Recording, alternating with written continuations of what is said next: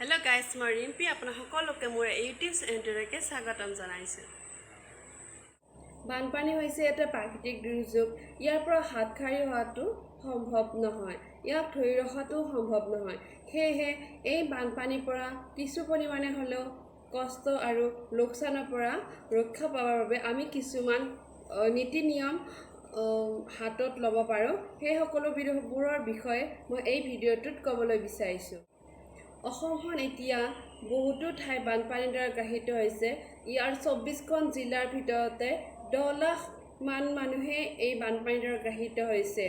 সেয়েহে বানপানী হোৱা এলেকাৰ পৰা আপুনি যিমান পাৰে ওখ স্থানলৈ যাবলৈ চেষ্টা কৰক।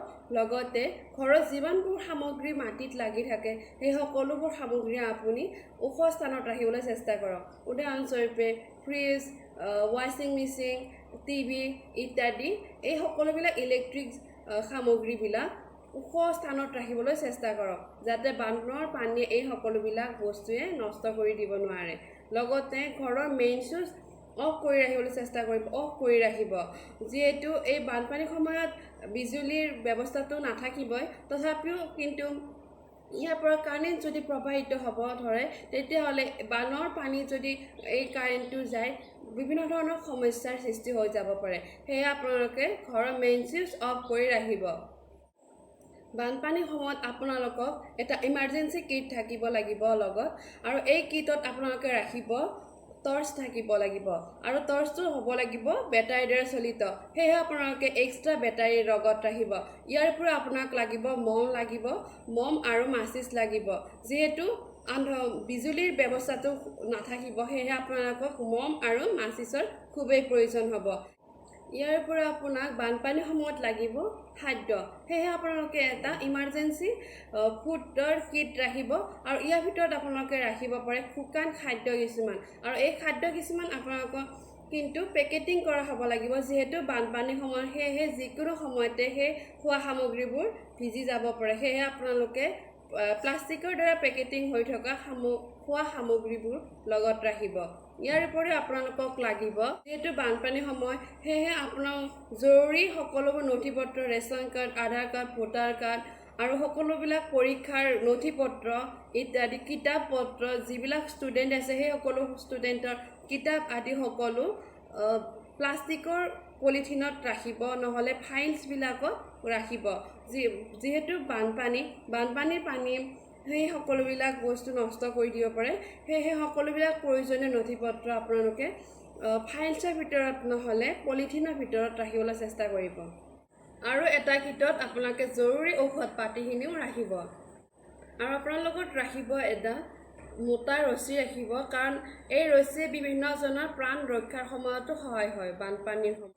ইয়াৰ পৰা আপোনালোকে কেতিয়াও বানপানী য'ত হয় সেই এলেকাত খোজকাঢ়ি যাবলৈ চেষ্টা নকৰিব, কাৰণ সেই এলেকাত বহুতো সোঁতৰ প্ৰবাহিত হয়, আৰু ইয়াৰ উপৰিও সেই ঠাইৰে কোনো ধৰণৰ গাড়ী লৈ নাযাব, আৰু আপোনালোকৰ সকলো গাড়ীবিলাক চাইকেল, কাৰ, বাইক ইত্যাদি সকলোবিলাক ওখ স্থানত ৰাখিবলৈ চেষ্টা কৰিব। যদিহে আপোনালোকে বানপানী এলেকাৰ অন্তৰ্গত, তেতিয়াহ'লে আপোনালোকে বানপানী যোৱাৰ পিছতে চিকিৎসালয়ত পৰীক্ষা কৰিব। ঘৰৰ প্ৰত্যেকজন সদস্যই চিকিৎসালয়ত পৰীক্ষা কৰিব, আৰু আপোনালোকে বানপানী যোৱাৰ পিছত ঘৰৰ চৌদিশে ব্লিচিং পাউডাৰ ছটিয়াব, আৰু পানীৰ লগত নিমখ মিক্স আপ কৰিও আপোনালোকে চৌদিশে ছটিয়াব পাৰে। ইয়াৰ উপৰিও আপোনালোকে গৰম পানী খাব, কেতিয়াও কেঁচা খাদ্য নাখাব, গৰম পানী ইউজ কৰি থাকিব। বানপানী যোৱাৰ পিছতো কেতিয়াও ঠাণ্ডা পানী নাখাব, গৰম পানী খাব।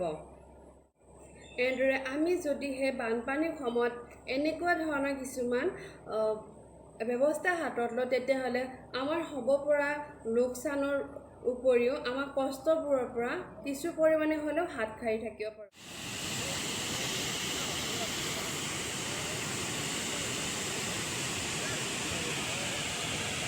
আমাৰ ওচৰৰ অঞ্চলতে বানপানী হোৱাৰ এটি দৃশ্য।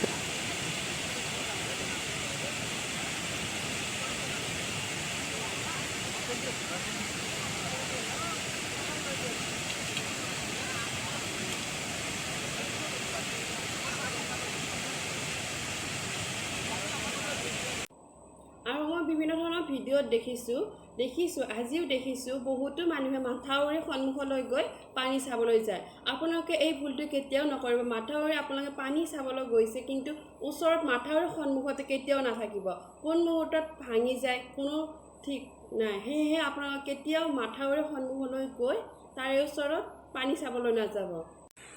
যদি এই ভিডিঅ'টো আপোনালোকৰ ভাল লাগিছে তেতিয়াহ'লে এই ভিডিঅ'টো লাইক কৰিব, শ্বেয়াৰ কৰিব আৰু যদি এই চেনেলটো ছাবস্ক্ৰাইব কৰা নাই ছাবস্ক্ৰাইব কৰিব আৰু নতুন নতুন ভিডিঅ' পাই থাকিবৰ কাৰণে। আৰু এই ভিডিঅ'টো চোৱাৰ কাৰণে সকলোকে ধন্যবাদ জনাইছোঁ।